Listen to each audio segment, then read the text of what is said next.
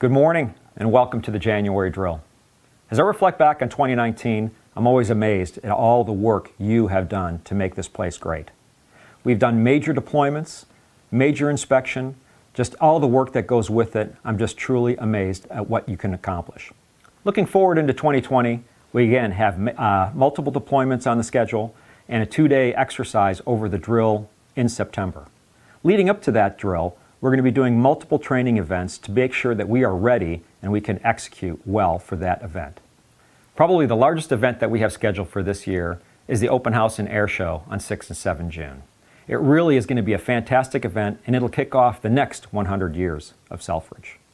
Our demo team that we have this year is the Canadian Snowbirds, and it is their 50-year anniversary, and this is their kickoff show for the season. They put on a fantastic show, and I'm looking forward to watching them just do their aerial demonstration. Along with the Snowbirds, we have other aerial demonstration teams here as well. We have the Air Force's A-10 demonstration team, and also the Marine Corps Harrier demonstration team. In addition, we'll have other flybys from World War II aircraft and other aircraft in the Air Force inventory. On the ramp, it should be full with aircraft from our Air Force, from our Navy, and from our Marine Corps. It should be a really, really great event. It's our opportunity to open up the doors of Selfridge as part of a cornerstone of Michigan communities and let our community in to see what we do on a daily basis. I'd like to move on to talk about our 3 priorities moving forward. Those priorities are culture, readiness, and people. Culture, we had a great discussion at our Resiliency Tactical Pause. We talked about the word grid, about what we think we are of an organization right now, and now you should all have in your squadrons a word grid of what you want the culture to be within the organization. And I need everybody's help to make sure that we can get to that ideal place. I'd like to really focus in on the priority of people. That is all of you. We are stewards of a huge public trust.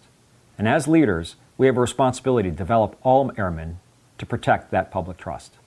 Looking through that lens and the lens of the climate survey that we took, you have told me our challenges and our hits. Let me tell you some of the challenges that you've come up with. Leadership development, organizational processes, group cohesion, and inclusion. In your written comments, you really had a lot to discuss about communication. And that's something that I really want to focus in on because that's all about people. From a communication perspective, you really focused in on a lack of a predictable drill schedule, knowing what's going to happen when you show up for Saturday morning of drill. So one of my objectives is to actually produce a schedule that has all the wing big events, hand that down to the squadrons so they can fill in the little events so you know what's going to come when you show up Saturday morning of drill. Now we have to balance that schedule with operational security. So publishing something like that, we have to be careful. So it may not be to the level of detail that you want, but we're going to do our best to get as much information out there as we can. Another initiative that we're going to start, Public Affairs, is actually going to put out a Road to Drill podcast. This is going to be about a 10-minute or so long podcast that you can download on your iPhone or your Android and listen to it prior to coming into drill. That way when you get here, you know exactly what's going to happen from the wing perspective. Every drill, I eat at the dining facility, and I sit down with a table with airmen, and I listen. I ask questions, and I listen. That's a great way for me to get feedback from the organization. I also try my best to walk around and see every organization, and again, talk to you, the airmen, to get that positive feedback.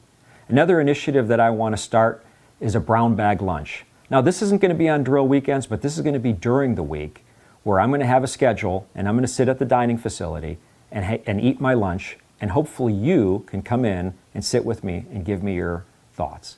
I don't like to eat alone, so please join me on that brown bag lunch.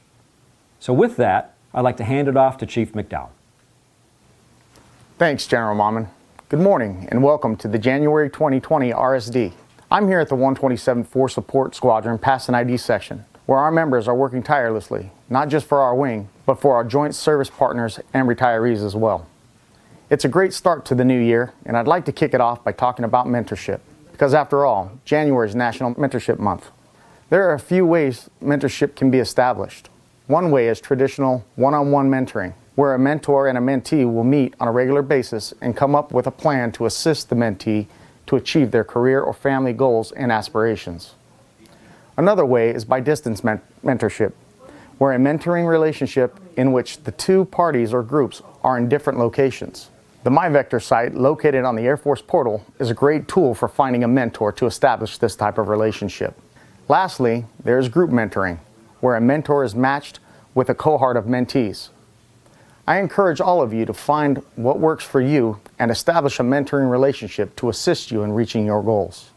I'm honored to give a big shout out to Senior Master Sergeant Noble from the 127th Wing Headquarters, as she is working diligently to stand up a wing-wide mentorship program in order to best suit our airmen and to bring value to everyone within the wing. If you have any questions or want more information about mentorship, contact me and I will do my very best to ensure that we get you in contact with a mentor. Happy New Year to all, and have a great RSD. Back to you, General Mammen. Thanks, Chief. I want to close and reflect back at the December drill, specifically the Resiliency Tactical Pause. All the feedback I got from that, it was a big hit. One of the challenges you've identified in the climate survey was group cohesion. And that event, that tactical pause, got us all together and talking. It was really excellent. I encourage you to keep those conversations going. Sit down with each other at lunch, sit down with each other at dinner, and talk. With that, I want to thank you for your leadership and thank you for your professionalism.